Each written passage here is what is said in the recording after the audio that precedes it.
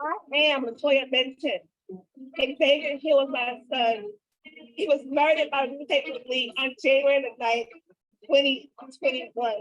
Jamal Byrd, he was murdered by DC Metropolitan Police in their custody. He died in their custody, and they claim that they don't know what happened. They had no business arresting him. This is Life After the Impact, a podcast for impacted families by impacted families that focuses on what happens after the media, the lawyers, and the activists are gone. Impacted families are left to face the loss of a loved one who police sponsored violence. We will focus on their continued fight for justice and how you can get involved. Just walks away. Watch your police take another life today. Leaving loved ones torn and left to say. Candles burning, all we do is pray. Yeah.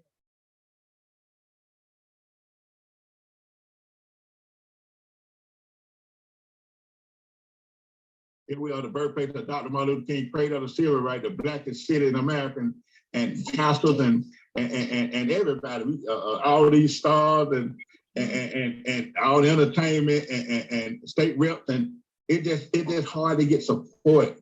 It seems like it's just something about their support voting rights, their support everything, but when it comes to police brutality, they hide. Everybody hide. They hide because of that.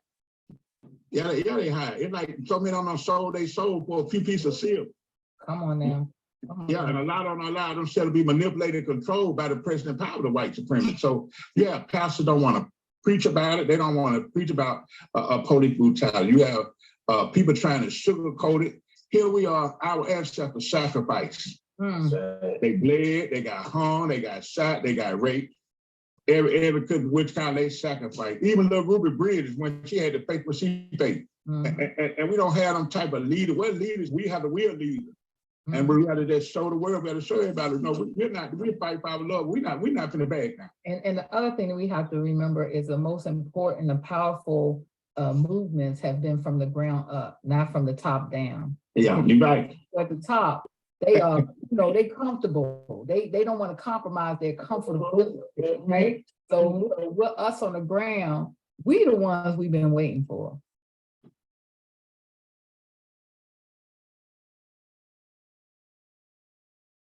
Good evening, everyone. My name is Roxane Johnson. My son's name is Jamal Byrd. He was killed by DC Metropolitan Police October the 1st, 2019. I'm here with my co-host. Good evening, co-host LaToya. How you doing? Good evening, everybody. I was thinking Xavier had a little boy in the background. Yeah, you guys, my name is LaToya Benton. I'm the mother of Xavier Hill. Xavier was killed at the age of 18 by two Virginia State troopers, January 9, 2021. Tonight, we are honored to be joined by Mrs. Karen Wells. Karen, you want to go ahead and give us an intro of who you are, please, and your son? Hello, everybody. My name is Karen Wells. I am the mother of Amir Locke. Amir Locke was 22 years old. He's my baby boy, my second born. He was executed by a Minneapolis police officer on the morning of 2/2/22 while he was visiting his cousin and sleeping on the couch. And the officers came in with the SWAT team, also along with St. Paul Police Department as well. And they came in and did a no-knock warrant. And my son was asleep. And in less than 9 seconds, he was gone. They killed him in 9 seconds. Wow. And the warrant didn't have anything to do with anybody in that household, including my son, Amir Locke. It was a actual warrant for search of property, not a person, for property. And they utilized the SWAT team to search units for property. Well, Miss Karen, we are so sorry for your loss, and this picture of your son, he's so cute. The baby. Oh my goodness, look at him. Karen, this sounds very similar to Breonna Taylor's case. So what's the difference between the Bears case and Breonna Taylor's case? Any difference at all? Well, I mean, it's a no-knock warrant. So, well, the difference is that Breonna Taylor's boyfriend got to shoot back. Let's just be real about that. He was able to actually shoot in defense because they also did not knock. They did not announce themselves. So that's the only difference is Breonna didn't see it coming. Amir didn't see it coming, but she has somebody to actually, I look at it like her boyfriend defended her. He defended his home. And Amir, in less than 9 seconds, he wasn't able to defend himself, let alone the place where he was at. Yeah. Mhm. And so on a no-knock warrant, they don't have to identify themselves. Is that true? Well, in Amir's case, they used a key fob. So they did knock it all. And with no-knock warrants, they don't knock. That's why it's called a no-knock warrant. And normally when they do the no-knock warrants, they come in during the wee hours of the morning or really late at night. So someone is asleep. So you're never going to see it coming. You're never going to see it coming. You're never going to hear it. Like I said, they came into Amir's the apartment where he was sleeping with the key fob, so he didn't hear them coming in. They were able to just like key in and just gain access to the apartment. Gain access, go in. He didn't hear it. They can open up the door and then they just run in. So, again, we sorry for your loss. We know what it's like to lose a loved one to police violence. But tell us a little bit about, we were talking before we came on about, what's gone on in the case and where you are now. It's so fresh though. It's been a little over a year. So it's roughly been about I would say maybe 15 months. I really don't keep count because why would someone count the days that their loved one was executed by a police officer and he was stolen? So I don't keep count. I know it's just been over a year. I don't know if it's 15 months, 14 months, 13 months. That doesn't really matter to me because my son's not here anymore. Basically from day one, you get the fatal phone call, that your baby has been murdered by the police and you're in a fog, you're in a daze. You really don't believe it. You're like asking, can you please make sure, if it's really true or not. Just from day one, since day one, I've always had it in me, even when I was feeling numb. In my darkest moments, I always knew I couldn't give up. I've been fighting since the day that I got that phone call. So I've been boots on the ground from day one. We've been at many rallies. We've had rallies. I've been a part of protests. I've done several interviews online and in the media outlets as far as the news and different news outlets and stuff like that. It's just basically keeping my voice out there. I'm just gonna say right now, Amir Locke's family does not play around. It's not just me and his father. We have a lot of people, soldiers on my side, as well as Andre Locke Sr., also known as Buddy's side, his father. So Amir came from a huge family, which they should have, if they would have asked him who he was, they would have known, which is why we're here now. We're not going anywhere. So basically my voice, we just haven't been, we move in silence, but we haven't been silent. So I've been doing a lot of stuff. I don't advertise it. I don't say anything about it. The way that they moved in silence on my baby is the same way that me as his mother, his father, and his family, we all move in silence. So they didn't let Amir know what they were about to do to him. We're not about to let them know what's about to come to them. You just got to keep your voice out there. You can't give up. I've been tired before. There have been times where I didn't want to do any interviews. I didn't want to speak anymore.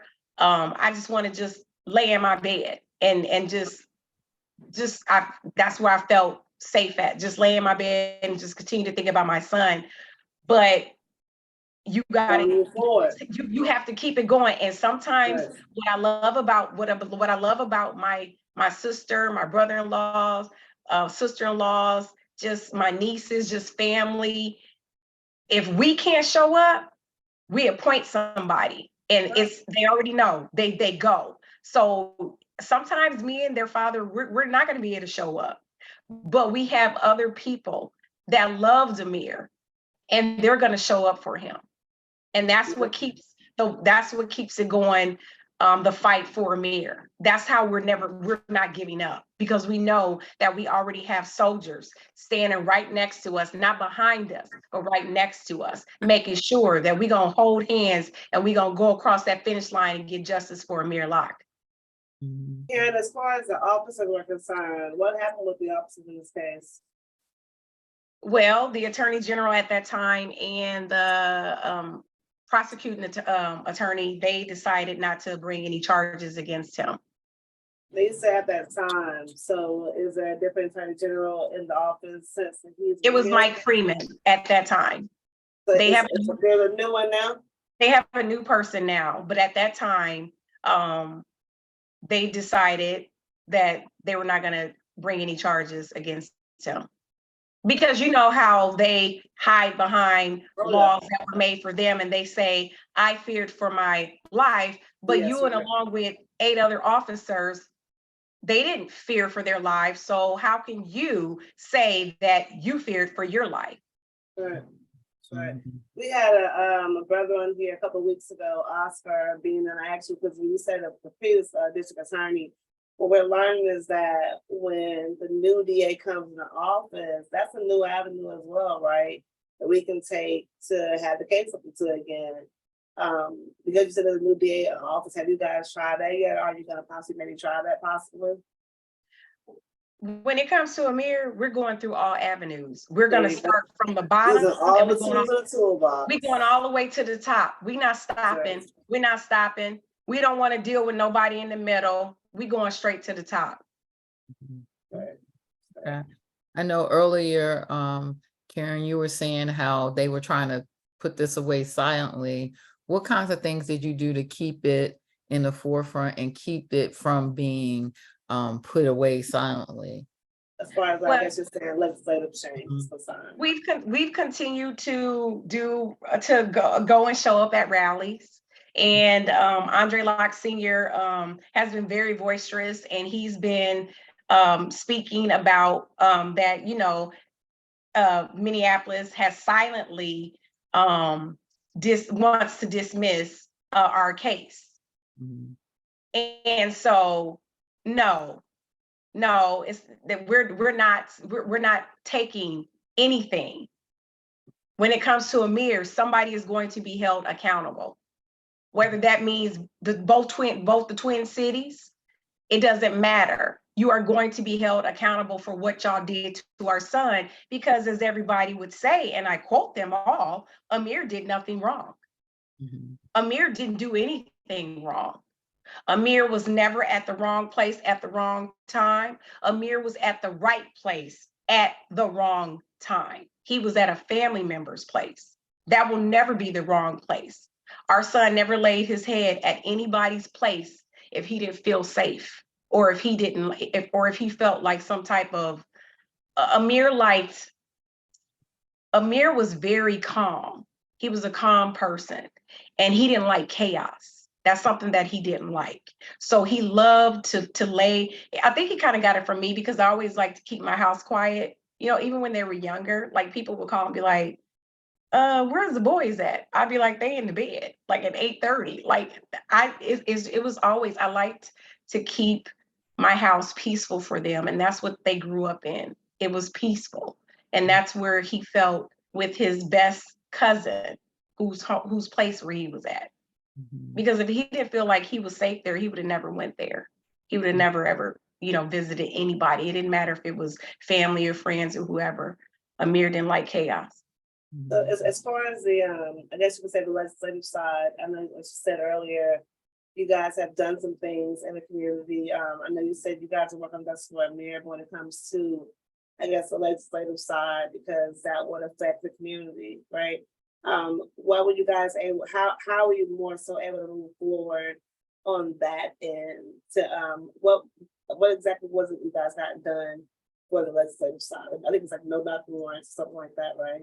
So basically, we had like different representatives that rallied around us, and they were very affected by Amir's execution. It wasn't his fault, and there was also people that had already tried to put in for a no-knock warrant ban before Amir, but they felt, sometimes, you try to push things through and people want to back away from it. And so basically we just kept being boots on the ground, keep your voice out there, don't be silent, talk to legislatures, get people on your side. And I'm going to continue to reiterate, keep your voice out there. Amir Locke, he spoke in front of the different legislatures. He spoke. And so it's more or less like, just keep your voice out there. You cannot be silent. You cannot go home and just lay in the bed and just think that everybody's going to do the work for you. You as the parent, you as a loved one, you have to get out there and make sure that your voice, because the strongest voice that Amir has is me, his father, and all his family. And we've been very vocal about him. When I tell you, like, we're not quiet about nothing. Like, we make sure that we're right there. If I'm invited to an event or anything, I'm going to make sure I'm there. You have to show up. And I'm reading the comments, as I'm reading the comments right now, someone put in here, show up at the hearings. And we say that all the time, a lot of the injustices happens in empty courtrooms. As y'all hear Karen is saying, they have support. And we talk to people all the time, and they say, I don't have any community support, right? So you might talk to some moms who have an abundance of support, and you might talk to some families who have no support. At the end of the day, it's a community issue. She can't bring Amir back. I can't bring Xavier back. Roxane can't bring Jamal back. We can't keep fighting for community change. Karen, the no-knock warrant ban you guys got, what does that ban issue? How does it help on the community side? So basically, pretty much, as Andre would have said it and put it, it's pretty much, it's really a ban, but they did like the restriction, which means that it can only be utilized like if there was like a kidnapping or something like that. So they watered it down a little bit. Well, like literally, like, I don't hear about, you don't hear about kidnappings, you don't hear about anything like that, but it's pretty much a ban. And not only that, that's on the level in Minnesota, but we're still working across the United States. And we're also still working with Ilhan Omar, who's going to push it on the federal level and then get it named after Amir. So really, they can't do any more no-knock warrants in the Twin Cities. They can't do anything. Right. And that's what we push for from day one. We don't want that to happen to anybody that looks like Amir, because the tragedies occur with the people that look like my son. I think a lot of times it starts with stuff like that. When it comes to, we say we want just the accountability, right? So having a no-knock warrant ban in place, that some kind of accountability is taken in place, I would say, because a lot of times we can't even get any kind of moves at all, So how did you guys get that done? Did you begin to get legislative behind that to have it signed and passed? Or what were the steps you all take to get that? You had to go through, you had to have it pushed through the House. We had to go through the Senate, and we won both. And not only that, I'm just going to tell you, we are a very spiritual person. And it's not even about just human beings on earth. We are the flesh. So we have to work on this end. But let me tell y'all something. Amir and our higher power has been working in spirit, big time. So when people say, how are you getting things done? It starts with my Heavenly Father and my son, Amir. That's how we're getting things done. He's in this fight with us, even though they may have silenced his voice, but you didn't silence his mother or his father or the rest of his family. And so what I hear you saying, Karen, is that the couple of ingredients that have been working for you thus far is do not shut up, don't let back, don't give up not 1 inch, have a support system. And support systems is wonderful when you have a family that's supportive, but sometimes it's the people that you least expect that can be your support system. So Right. even if you don't have it in your immediate family, there's people who are in this fight. This is a movement, y'all. This is not going nowhere because they keep killing our babies. We not going nowhere until they stop killing our babies. So this is a movement that's growing. And what we're doing is we're getting all of the different tools together that we can use to fight this system by creating a system of justice and accountability for everybody's child. Everybody's child has been lost, right? And so I hear you saying, you have support. You showed up. You showed up even when you didn't want to show up. Hello, right? And that you got legislative support as well from your government, from state government, right? And looking to get it on a federal level. And not only that, like we've showed up amongst other family members. Like, I didn't know how many body counts that the Twin Cities Police Department has in the backyard where I raised both my sons, and never knew anything about all the different killings and murders that they have been doing for years. It's like over 500 people in the Twin Cities. So basically you just have to sometimes it's not even, when you say the ones that don't have family, on this movement, you're going to lose a lot of family and friends because it's not for them. So what you need to do is make sure, and you're not going to bond with everybody in the movement, but your spirit will bond with another spirit. So this is the way that I bonded with several mothers from the Twin Cities that have been very genuine to me and that were there for my son, and they've been there when I couldn't even be there. And that's how you show the same respect, because when they can't be there, I'm going to be there. And that's just how you do it. So even if you don't feel like, even if it's just you, one person told me, sometimes if you even do it on your own, you have the biggest voice, the loudest voice of being Amir's mother. I'm his mother. I could just stand outside by myself and shout justice for Amir Locke, and it's going to rain because I'm his mother.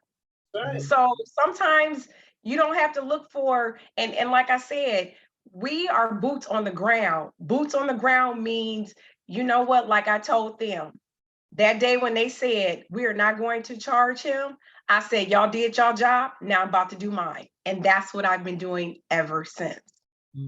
Wonderful. Right. I think I also take too from this as well. Like I said, we are educating others as well, no, not warrants don't just happen in Minnesota. They happen to be on the sales case as well. No, I think part of this has to be with us educating each other and telling us, how do we move forward? As you said, you guys got the legislative side done, and you're still moving forward as far as Amir is concerned, and still move forward. I'm sure you're not going to stop, So I hope you guys can hear what she's saying as far as you got to keep moving, man. That's the main thing. Even on the days you don't want to move forward, if you're just one person, it don't matter. You still move forward. You are the best person to tell your loved one's story, period. Everyone's going to get a story twisted up. They're going to say some other stuff and whatnot, and it doesn't matter. At the end of the day, you are the mascot for your loved one. You got to get every morning, put the armor on and keep it pushing. Yes. And also, you have to, I've spoken in front of the United Nations when the Emlers came to the Minneapolis. I was one of those families. I was right there. You have to put in your complaints to the Department of Human Rights. Write your complaints to the Department of Justice. Don't give up. Just keep going. Be persistent. You have to persistent and consistent. Yes. They get the results. You can't think one time. I think people get the emotion under the head. Well, I wrote them one time. That don't mean nothing. Keep writing. You keep writing until you get a response. You know, other knock at the door, right? And you knock, they don't answer the door, right? Eventually, they'll get annoyed, right? They're gonna open the door, so you gotta keep knocking. You can't give up. And one thing I want to say about my sister is, she's like right there with me. And also, send people pictures of your child's obituary. Right. Let them see why you won't give up. That's it. That's also, they've gotten them in the mail. They've gotten them dropped off at their office. There you go. Because y'all gonna remember who Amir Locke Make is. them uncomfortable. Make them totally uncomfortable, right? Yeah. And just keep doing, like I said, keep doing whatever you need to do when something comes up in your city. And that's the thing. One problem is everybody's problem. That's right. And in order for them to stop doing what they're doing, you know, they're pushing this movement that is consisting of really strong people, really strong people with voices. And we're not gonna tire. We're not gonna let in, we're gonna let up, we're not gonna shut up. And that's what I told you from day one. I'm not shutting up at all, because all you had to do was knock on the door and ask my son who he was. You don't wait until you done shot my son more than 3 times. You don't wait and then try to figure out who he is. They still don't know who he is. You just trying to figure it out. You should have figured it out before the night that you was casing, or when you got them keys to that apartment. You should already knew the night before. You should have did your surveillance then and saw who was going into those apartments. And my son was they got the keys from somebody, so clearly y'all got the keys. But I'm sure the day before y'all didn't do y'all surveillance. Y'all once y'all got the keys, y'all didn't do that surveillance that night before. Right. We got access now. And if maybe they did, I don't know, and I don't really care, because my son should still be here. And like I said, we're going to continue to fight. I'm going to continue to say everybody's names. I'm going to continue to show up as long, you know what, I'm going to love on everybody else. And and people out there, if you don't feel like you got no love or you don't have no support, contact us. Me and my family will show up. We will show up. We will show up. And that's exactly how my son was. Amir was a protector. Amir loved on everybody. Amir was loved. He was not hated by none. And that's the way that I am. That's just how we are as a family. We're going to love on you, and we're going to support you. And I may even come and stand next to you, even if I'm tired, because they already know that when it comes to us, powers are in numbers. Right. And that's what they don't like. And that's why I'm saying y'all creating this movement of people that look like us. They don't like that. That's something they don't like that. They're like, what are they doing? Right. They don't like that. Yeah. They should just stop. But eventually, you know, they gonna stop, because the tides are turning. That's right. That's right. But we definitely stand in solidarity with you this evening.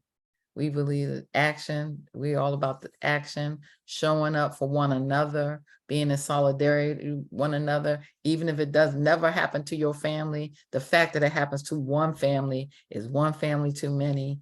And we're here to say we're going to use all the tools, whether it be getting rid of no-knock warrants, getting rid of qualified immunity, all of that shit, right? And also, we came out with a documentary for my son. So it will be showed on August 4th in a suburb outside of Chicago, Illinois. And that's coming out. And I also will be featured in a documentary, me and his father, Andre Locke Sr., called Sounds of the Police. And they are going to show both documentaries on the same day. Wow. Okay. So we'll definitely look into that as well. Yeah, definitely send us a link or something so that we can post it on our page. Yeah. So you guys are not hurt anything at all tonight. Keep in mind, like I said again, community. We always feature each week about community support. Community support is important, even after the court cases, after the cameras go away, after the protests stop.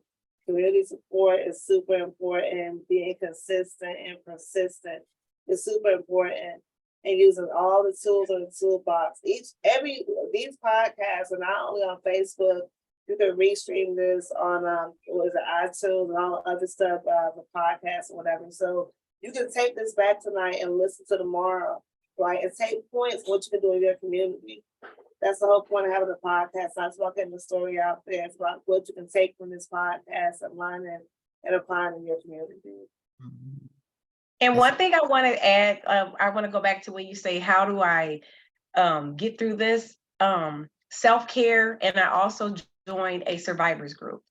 And you have to be around people that are dealing with the same thing that you're going through. That's right. And, Like-minded.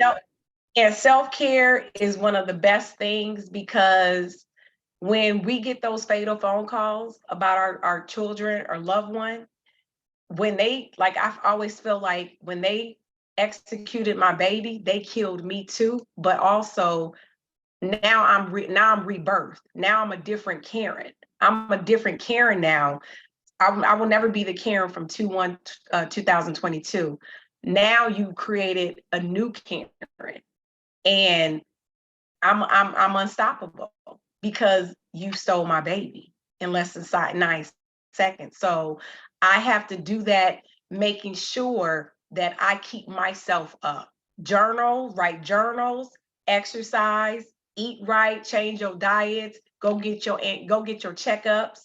Because after, I was told by somebody, they were like, you got to make sure that you go get a checkup. And I waited, and I didn't even know, because sometimes we're dying inside and we don't even know it. We don't even know it. And then your health can fail. And in order to be in this fight, that's one thing you do. Yeah, You it's have almost to like you wouldn't drive your car around like in the oil change, right? Eventually the oil change on the car, right? So you gotta maintenance the body the exact same way. We want to say we'll be in a fight, we're gonna be healthy enough to fight. You gotta maintain self-care. That is super important. She's right. That's very important. Drinking your water, all that good stuff. I remember my sister telling me, we were at the airport one time. I was actually leaving, coming back from Dallas, Texas. And, we deal with triggers. And I kept seeing all these mothers walking around with these teenage young men, African-American males, and their hair was in locks and they were looking like Amir. And at one point I even thought I saw Amir. I thought I was going crazy. Like literally I saw this young man and he looked just like his face, everything, he looked like Amir. And I just started crying, and my sister was like, Karen, you have to let it out. And that's another thing. It's like, I'm a strong person, but people have to understand I'm not as strong as y'all think I am, because even though I'm strong, I'm broken. My heart is forever broken. It'll never be the same because of the way that they took my baby. And for me to see how they did Amir is very disrespectful. And when people see the documentary, they're going to understand the pain that I deal with, the pain that y'all deal with, the pain that all of us deal with. Because I gave birth to a beautiful baby boy, and them damn devils came in less than 9 seconds and they stole it. And so I'll never be the same. I'll never be the pain to help you fight, though, right? That's the main thing. Make people understand the pain so they can help join us in the fight. This could be them at any point in time, right? You just, like I said, if you don't get a support system, it does not have to be your family, because like I said, a lot of families and friends are going to be removed because this is not for them. And you just have to make sure that even if you get that one person on your team, that's more than just enough for you to continue this fight. And we just can't stop. We just can't, because nobody will understand the pain that I'm feeling right now except mothers like you. Because, and if you walk this walk, it ain't easy. And trust me, I don't want nobody else to have to deal with this. Because sometimes you don't know if you're coming or going. There's times where I think about Amir so much, I thought I was like going crazy. I was like, I can't turn it off. I try to, even when I'm trying to sleep. I can't stop. I can't stop thinking about him. I can't stop thinking about my baby at all. And I feel like I need to. I don't know. What happened? I don't know. Can y'all see me? Yeah, we can still see you. Oh, I'm sorry. It just went out, but like I said, it just gave me, like I said, I feel like it's a fraternity that nobody else wants to be in. And just know that, sometimes I think, and people don't know what to say. It's not about what you say. Sometimes you don't even have to say anything. You can give a person a hug. You could send a text message and just say, I was thinking about you, or something like that. Because I know that there's people that love on us, but they just don't know how to in the situation that we were thrown into. Mm-hmm. So we just want to reiterate, we are just about out of time. Ms. Karen, it's been really nice talking to you. I love it when you said, self-care is a form of resistance, because we have to take care of ourselves. So, the best fighters take care of themselves, right? So we be ready to land some serious blows because we have done the work to take care of ourselves, to do rest is resistance, right? Taking care of yourself is resistance. And we have to be prepared for the battle by taking care of ourselves. We're going to end this episode. This has been Life After the Impact. We're about action. So I'm hopeful that some of our discussion this evening has our listening audience can take it and chew on it and then do something. Everybody can do something. That's right. That's Everybody right. Don't forget, you guys, you can find us on just on Facebook Live. What is it? The Apple. I'm kind of old, y'all, a little bit, but I'm old, So any of the podcast platforms you can listen to on the audio, you can find us there as well. So if you didn't catch the episode fully tonight, that's fine. You can always play it again tomorrow in your car when you're driving to work. Be sure to say justice for Amir tonight. You go to sleep, sharing his story, and be sure to share about no-knock warrants as well. Because again, like I said, not only did she get it done in that town, it can be done anywhere. So keep in mind, we're about action. You all take nuggets from this podcast and apply action in the community. Yes. Until next time, this has been Life After the Impact. Good night. Good night, Good night.